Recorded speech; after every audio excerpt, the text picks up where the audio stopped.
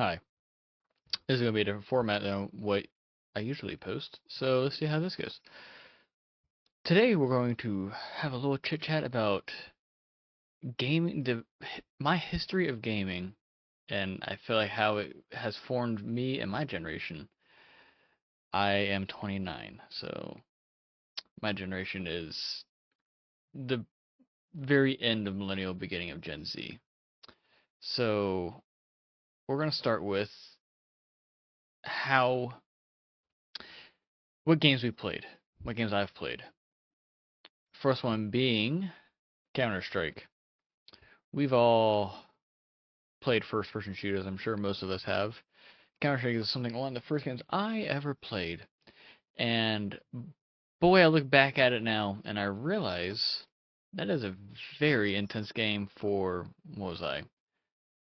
5, 7, maybe not 4, but I was pretty young and I was playing Counter-Strike with like clans and stuff. Had a whole computer and everything. Talk about like intense gaming for a child. Great memories. I still have memories to this day of playing that game. And this is back when it looked like this.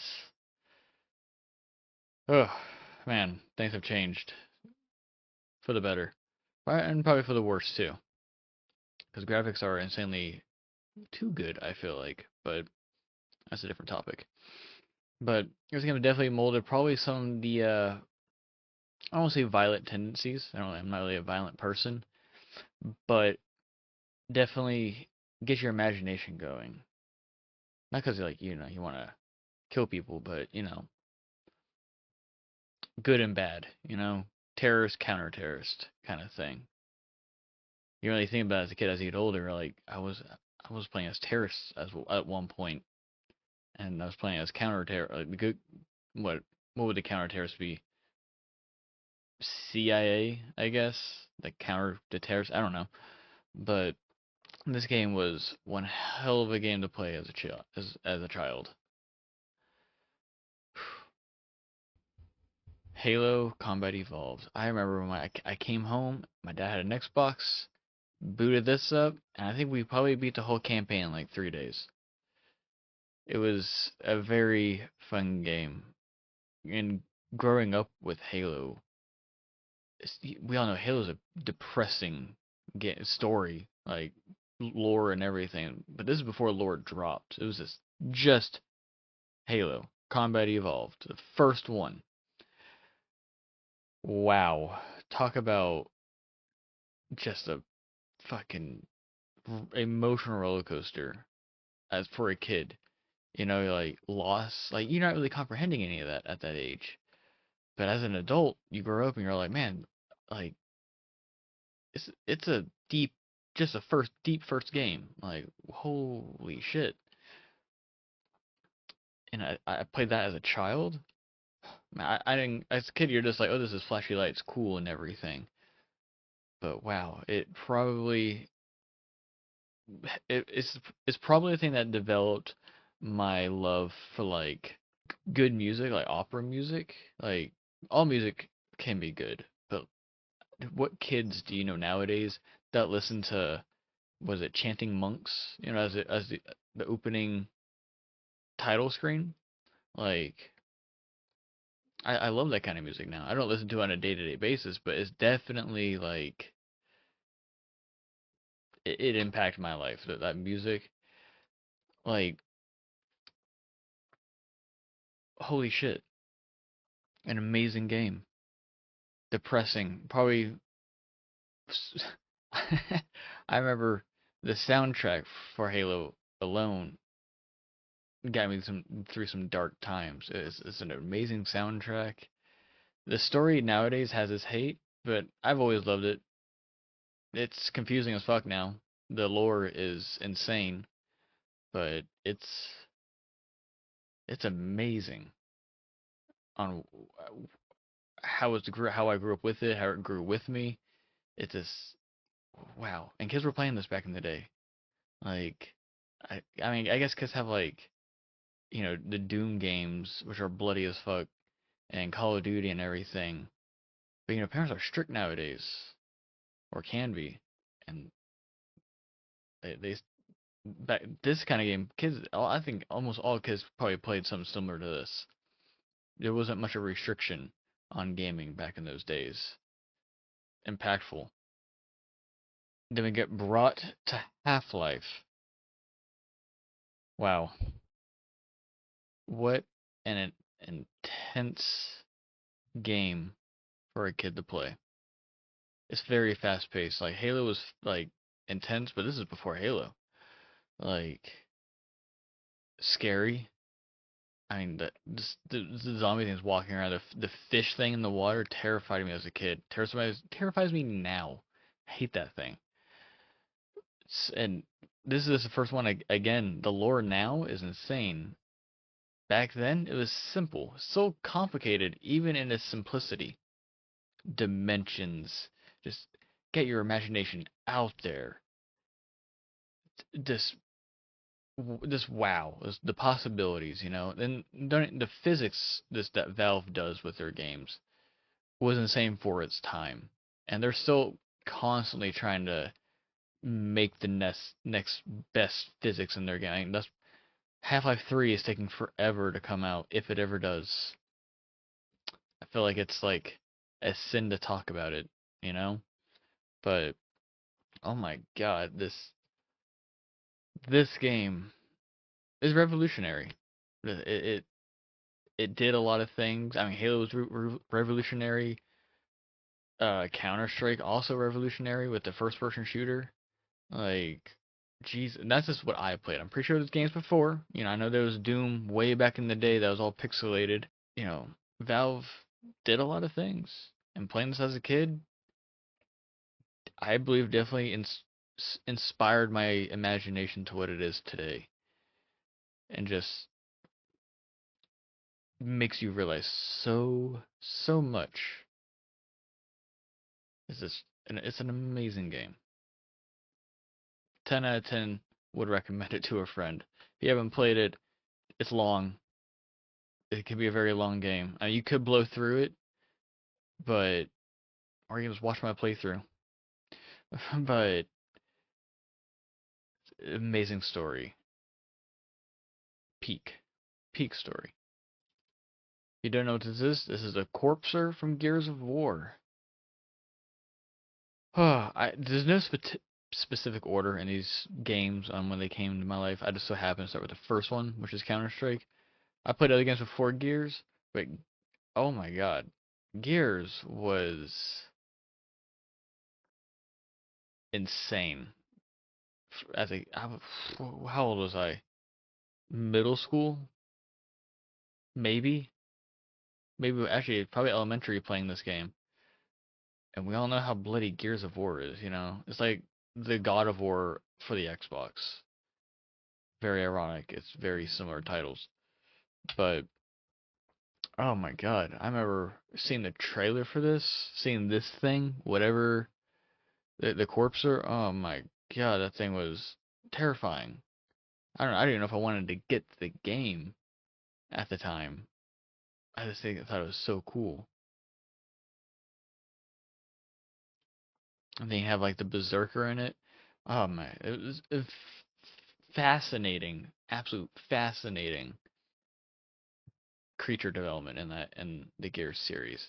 And it's also a very sad game when you think about it. Now, let's see. They're still making Gears. I think Gears 3 was the last one I played as a kid. I was probably in lower high school at the time, maybe. Um, it was just an amazing game for a kid. Gory, very emotional, like kind of tugs at your heart. I remember the second one, Dom's wife Maria. She's dying, and it's just sad. Very another sad game. I'm starting to see a pattern here. Uh, whew. Seeing him have to make that choice. I mean, of course, you don't. There's no choice, but seeing him have to make that, killing his wife because she was tortured and just broken as a human, insane. And then the first one, like dips his toe in that a little bit, but you don't know how sad it's gonna be. You just think, oh, it's a bloody game with big dudes, like big creatures and big bosses. Then the second one comes out, adds some more depth, and then the third one even more depth. It's an insane game, beautiful game. Also another 10, 1 through 3 is I would recommend. The other I played the fifth one. It's pretty good. I enjoyed it. It was a good run through. I never played the fourth one or any of the spin-off like Gears of War Judgment. Didn't play much of that at all. Yeah, then we have E-Day coming out later this year or something. Oh my god. I'm happy they're still making it. I'm happy to still potentially join the roller coaster once again. Roller coaster of emotion. Lost Planet. Now, I don't remember who makes this. Is there anywhere on here? Capcom made it. I'm not a big Capcom fan, but they do make great stories. I remember playing this as a kid, terrified. I hated like creatures. I was a very scared kid when it came to creatures. But this helped me get over my fears of that. It's also another sad game. Now the second and third one, I don't know what happened. The second one's great, different kind of element. Third one, I don't know what the hell. Apparently it's a prequel. I never played it, but the first one, I remember playing this and just getting emotionally invested in it. This is after Halo, and I think my emotions were probably a bit more developed and like understanding stuff. You literally start as this kid, maybe young adult. I don't remember how old he is. Wayne. I remember that name, Wayne. His name was Wayne, like Bruce Wayne, but not so Batman. He loses his memory, and then you gotta go through missions, and the story progresses, and he's starting to remember stuff. His father dies in front of him, and then yet he makes a choice that to save the planet, he basically just has to die. Or no, no, no, he has to lose his memory again. Like maybe I have that backwards. Maybe he didn't lose his memory at the beginning. I don't remember. I have to replay it. It's been so long. I just remember the ending of him losing his memory and being reintroduced to his friends again. Like, oh my, it was this is a hit to the feels when that happens. And they're like, who am I? And they're like, you're Wayne. And they have to tell you it's sad. It's always sad when a hero dying is sad, but a hero being alive but not remembering who he is or what he did always hits harder. Like, he's alive, great, but the person that did everything is lost. Like, Lost Planet. Ha! But uh, just another sad game. Call of Duty Modern Warfare. This is remastered. I'm pretty sure there's somewhere on Google that has the actual thing. Whatever. This isn't. I didn't really care much for the story of Call of Duty. I know there's Captain Price and Makovich, or maybe that's Black Ops. I don't know anymore. But intense warfare. It was very fun to play. I was never a huge Call of Duty fan. I did online and whatnot, but story never got my attention. I just remember it was the first game I played where you get to make your class. And you had to like, oh, I want this gun with this gun and these grenades, this perk and that perk, and maybe this one. And I want these classes. And you have to know your skill level. You don't want to get like an AC-130 or whatever Modern Warfare had at the time. You don't want to get an AC-130 if you know you're not going to get that kill streak, you know? You have to get 11 kills in a row. That's not always doable. At least in my case. I was not very good at online Call of Duty. Yeah, no. It was not my... Halo was my thing. But it was so fun. The memories I have of friends, especially what was it, Modern Warfare 3, I think. I was in maybe high school, upper middle school. The memories I have online with my friends playing that game are so fun. This pure joy. And as a kid, you know, like it goes back to the whole theme of this. You don't know what you're playing really. Like you're murdering your friends. Like uh and it's kind of realistic. Like Halo, you kill your you can go against your friends in there, but you're wearing armor, so it doesn't really feel the same. With this, you're killing actual like people with faces, but it's the memories with this are insane. I wouldn't say the story didn't impact me as much. It's just the times I had as a kid with friends back then. Halo 3. We're gonna skip Halo 2 because it's kind of fall in line with Halo 1 or Halo Combat Evolved. Not knowing much of what it was, but Halo 3 and even more memories. Like Call of Duty, I made memories. Halo 3, ah, beautiful memories. Very vivid conversations. Like with Xbox Live became a thing. This is the first game I played on Xbox Live. I know Xbox Live was on the original Xbox, but I didn't have it at that point.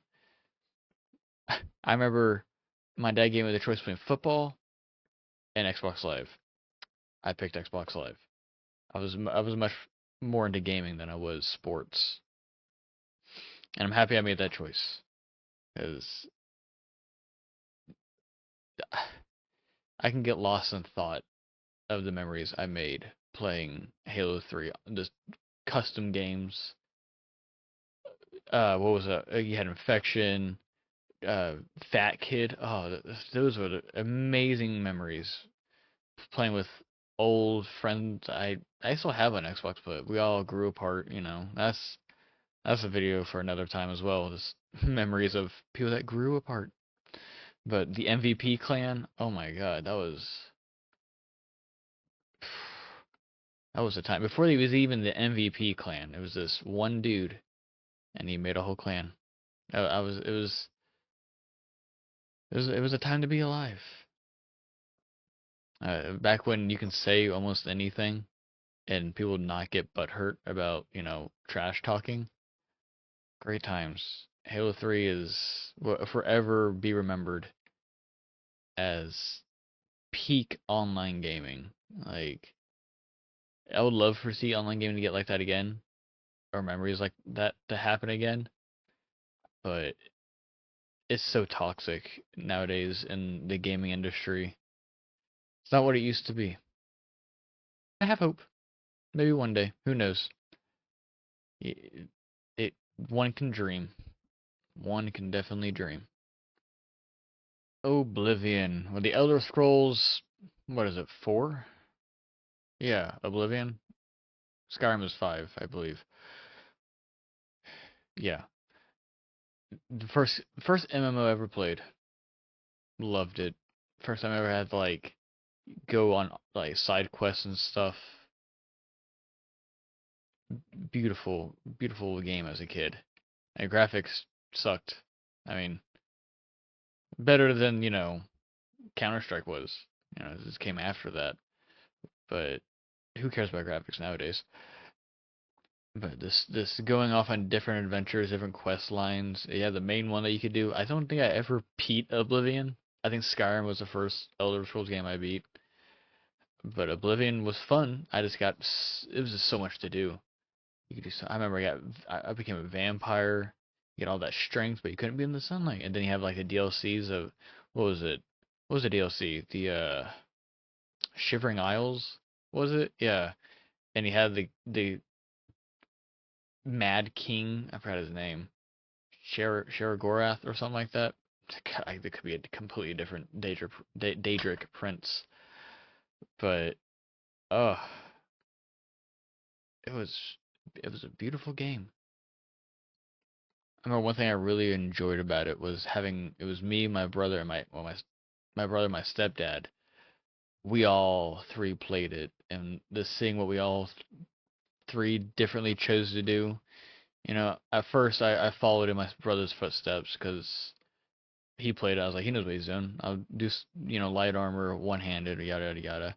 Eventually became like heavy armor, still one-handed, maybe occasionally, you know, uh, blunt or two-handed weapons. Dad was more into magic and like all that stuff, and then my brother, he did everything. Archery, warlock. He was a basic warrior. I remember the gladiator tournament thing you could do. It was so much fun. Still, once again, a sad story. There's a theme going on here. A very very sad story in the world of what is it? Not cereal. Uh, Cyrodiil or whatever. Very very sad. Wait, it's not even set on Earth. That's the kicker. I don't think any of the Elder Scrolls is ever set on Earth. If you look up, I think there's like a giant planet, or maybe I think of the Shivering Isles. I don't know anymore. It's been so long. But if I recall, it's not even on Earth. Oh yeah, you have like plants that don't even grow on Earth, that never grew on Earth, and they just made shit up. I mean, of course, there's dragons, giants, Daedric princes. Of course, it's not on Earth. But I never played the Fallout series. I played 3, and I tried to play New Vegas. Couldn't get into the Fallout stuff. Great, fun games to watch. Couldn't get into them personally. I was more of a Elder Scrolls fan. But that is part of the peak gaming time. Wasn't even online. And there you have it. Those are just a few games I played as a kid. I'm pretty sure there's more if I try to remember. But these are just ones that stick in my head like pretty solid. Give me your thoughts on your experience as with gaming as a kid and nowadays. It's evolved so much from when I started playing back in the late 90s to 2026. Like, it's changed so much for good and bad. It's an industry that's ever going to evolve, and I cannot wait to see what comes about. Hey, this is a little video I wanted to try to do and show where I where my love of gaming basically came from. I can tell it's a very depressing journey apparently, looking back on it, but hey, it is what it is. We we love the games no matter what. Hope to be able to do more videos like this in the future, giving my rants and stuff on history, my history, and this my opinions on things. If this takes off, cool. But please like, subscribe, share. It all does wonders in the long scheme of things. But I will log off with this. Peace. And have a great time of day wherever, whenever you're watching this.